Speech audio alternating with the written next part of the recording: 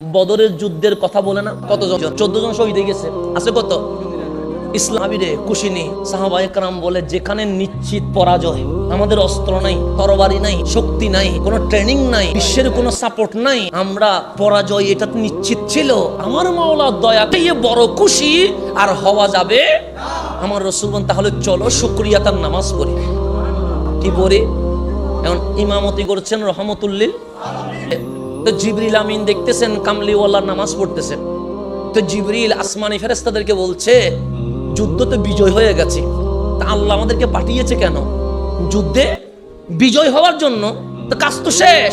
তো রাসূলে পাক যেহেতু নামাজ পড়ছে, বিদায় নিতে তো সময় লাগবে, তা আমাদের ডিউটি যেটা সেটা তো পালন হয়ে গেছে। চল। হঠাৎ প্রথম আসমানে গিয়ে দেখে জিবরিল আমিন দরজা বন্ধ। সিল্লাই বলে, ইফতাহিল বাব, দরজা খোলো। দরজা খুলে না। আবার বললেন, ইফতাহিল বাব, দরজা খোলো। দরজা খুলে না। আবার বললেন, আমি ইমামুল মালাইকা, রাইসুল মালাইকা, রুহুল আমিন বলছি, দরজা খোলো। তখন উপর থেকে আওয়াজ আসছে, মান আনতা, তুমি কে যে আসমানের দরজা খুলতে বলছো? তখন জিবরিল বলছেন, আমি মালাইকা ফেরেশতাদের সর্দার, আমার বাড়ি সিদরাতুল মুনতাহা, দরজা না খুললে বাড়ি যাব কেমনে?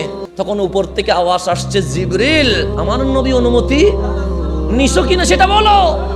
জিবরিল বললেন, মালিক, যুদ্ধ শেষ, বিজয়ের পতাকা উঠে গেছে, তোমার নবী নামাজ পড়ছে, অনুমতি নেওয়ার তো সুযোগ হয় নাই।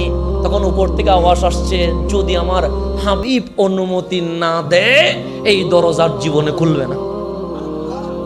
জিবরিল আবার আসমানি ফেরেশতাদের বলছে, চলো, আবার চলে যায়। কেন? আমার নবী তো অনুমতি। তো নামাজ সময় উনি যখন নামতেছেন আসমান থেকে, রাসূলে পাক ইমামতি করছে। রাসূলে পাকের কিছু দূর আগে জিবরিল আমিন সাওয়ারি থেকে নামার সময় আমার নবীর দিকে তাকায় একটা মিটি মিটি হাসলেন। কার দিকে? কেন হাসি দিয়ে বোঝাচ্ছে, ইয়া রাসূলুল্লাহ, আপনার অনুমতি ছাড়া যেতে চেয়েছিলাম, কিন্তু যাইতে পারি নাই। আমার রাসূল জিবরিলের দিকে তাকায়া মিটি মিটি হাসতেছেন। কিসের ভিতরে? নামাজের ভিতরে। তো রাসূল কি সামনে না পিছনে? সামনে। মুসল্লি কোথায়? তো রাসূল হাসতেছে না কাঁদতেছে, এটা কি পিছনের মুসল্লি জানবে? বলতে পারবে না। তো রাসূল হাসছে, ঘটনা শেষ। ফালাম্মা ইনসারাফা, নামাজ যখন শেষ, মুসনাদে আহমদের হাদিস আমি বিদায় ওয়ান নিহায়াতে পেয়েছি। বিদায় ওয়ান নিহায়া বলছে মুসনাদে আহমদে আছে, আমি সেখানেও খুঁজে পেয়েছি।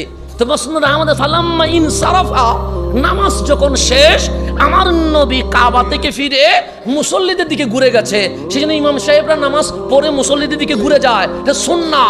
তো ঘুরে যখন গেছে, কয়েকজন সাহাবী বলছে, লিমাযা তাদহাকা ইয়া রাসূলুল্লাহ, নবীরে নামাজের ভিতরে হাসলেন কেন?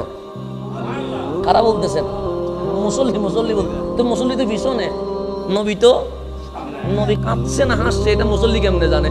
তো মুসল্লি বলছে, আমরা তো ওই দিকে ছিলাম না, আমরা যদিও পিছনের কাতারে ছিলাম, আমরা তো সামনের দিকে নবীজির চেহারা দিদার করতেছি। কিসের ভিতরে? নামাজের ভিতরে। আমার রাসূল বলছেন, জিবরিল যাইতে পারে নাই, নামাজ সময় হাসতেছে আমার দিকে তাকায়া, তো আমি ওনার দিকে হাসছি। এই ঘটনাটা ঘটছে।